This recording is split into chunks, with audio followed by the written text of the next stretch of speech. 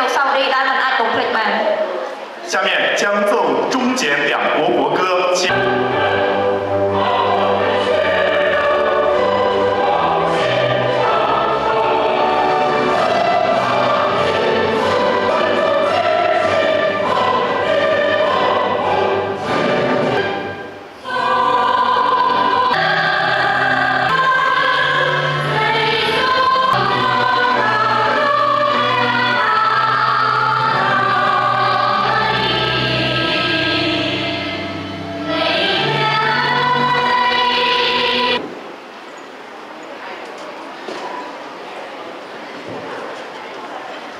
同学们，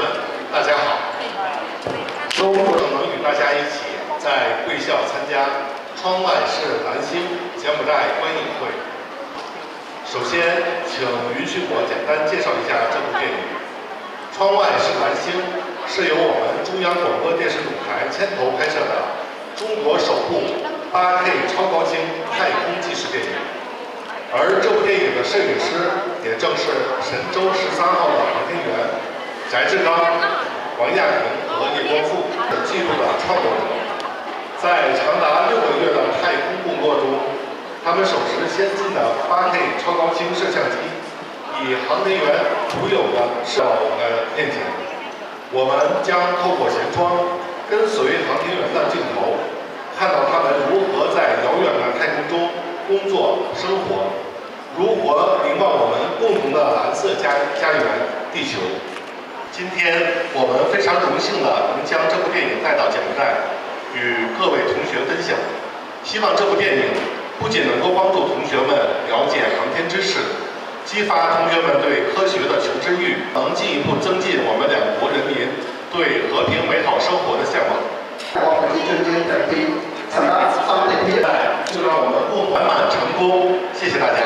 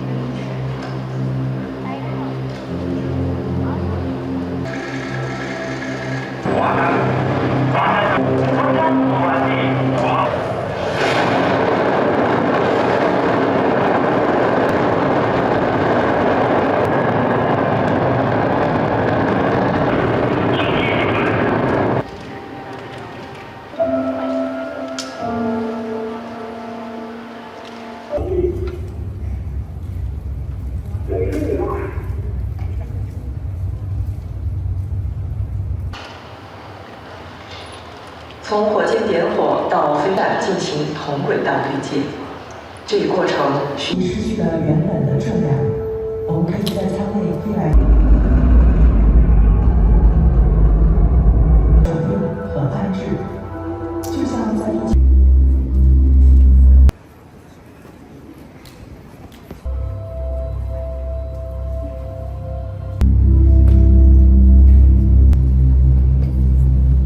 3号要进行多次列轨飞行，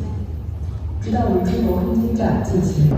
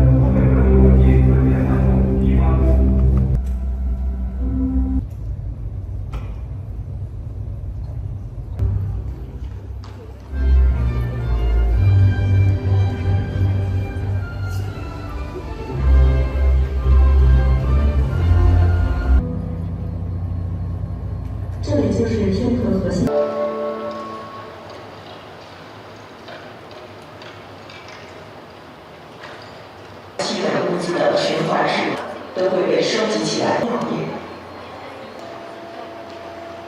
对微生物污染的危险。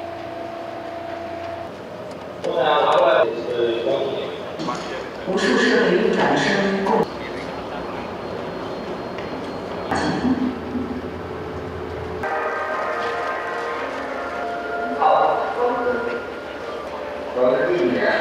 氧气，这些在地球上一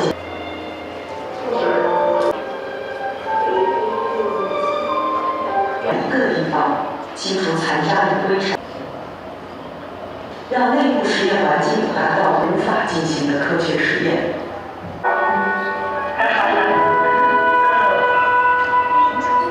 两天在家里不吃饭呀，没有吃好的老年的话呀。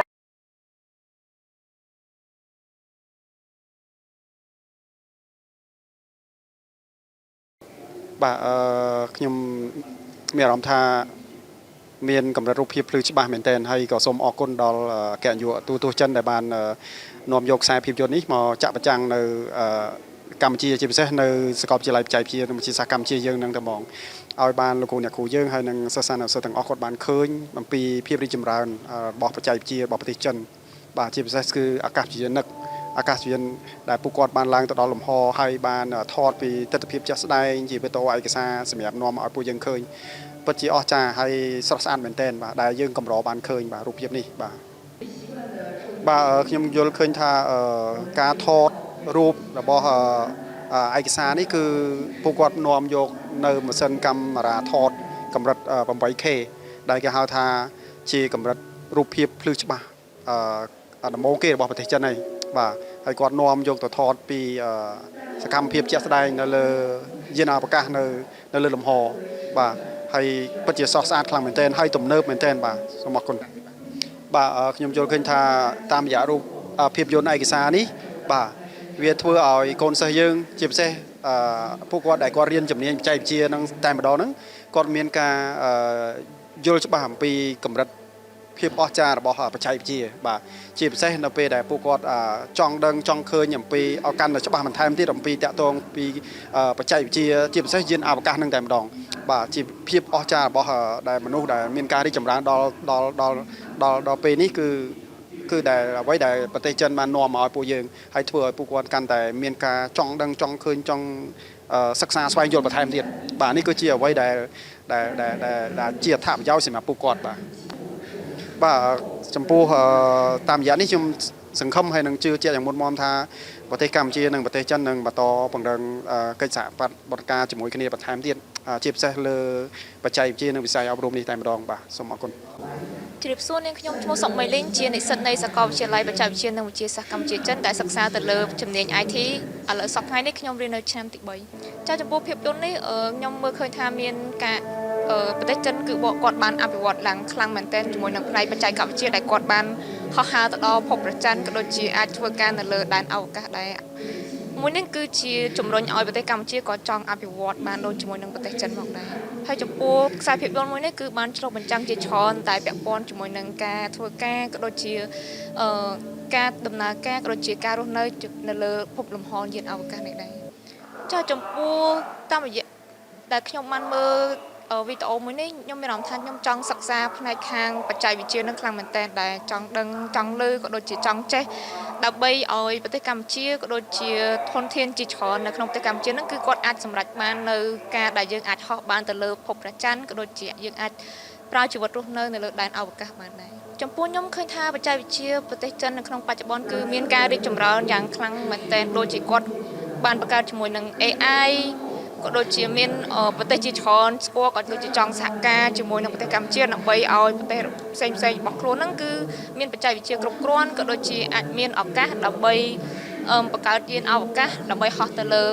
ឋានព្រះច័ន្ទឬក៏ហោះនៅលើអវកាសដោយសារតែប្រទេសមួយចំនួនគឺគាត់អត់ទាន់បានជោគជ័យជាមួយនឹងការដែលអាចឲ្យមនុស្សយើងអាចហោះទៅលើបាននៅលើដែនអាកាសហើយគាត់អាចរស់នៅបាននៅលើនឹងទៀតសួស្តីបងខ្ញុំឈ្មោះ